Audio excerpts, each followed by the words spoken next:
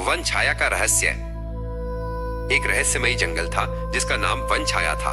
इस जंगल में दो नन्हे सांप रहते थे जिनका नाम था अराव और नित्या। वे बहुत अच्छे दोस्त थे और हमेशा साथ खेलते थे। बड़े सांप अक्सर फुसफुसाते थे कि जंगल के दिल में एक छिपी हुई रोशनी है। वे कहते थे कि उस रोशनी को ढूंढना बहुत खतरनाक है। अराव बहुत जिज्ञासु था। वो उस छिपी हुई रोशनी को देखना चाहता था। चलो हम उसे ढूंढे, उसने नित्या से कहा। नित्या डर गई। नहीं अराव, बड़े सांपों ने कहा है कि यह खतरनाक है। लेकिन अराव ने उसे समझाया, कभी कभी सबसे अच्छी चीजें थोड़ी हिम्मत से मिलती हैं। नित्या ने उसकी बात मान ली। वे दोनों मिलकर अपनी यात्रा पर निकल पड़े।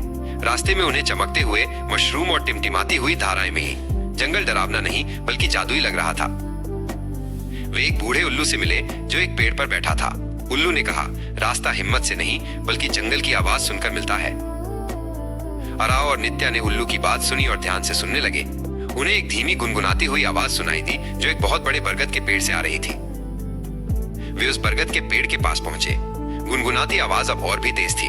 उन्होंने देखा कि पेड़ की जड़ों में एक छोटा चमकता हुआ क्रिस्टल रखा था। यही छिपी हुई रोशनी थी।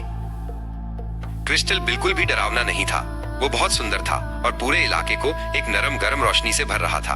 उन्हें एहसास हुआ कि रहस्य डरने की चीज नहीं बल्कि सराहना करने की चीज थी।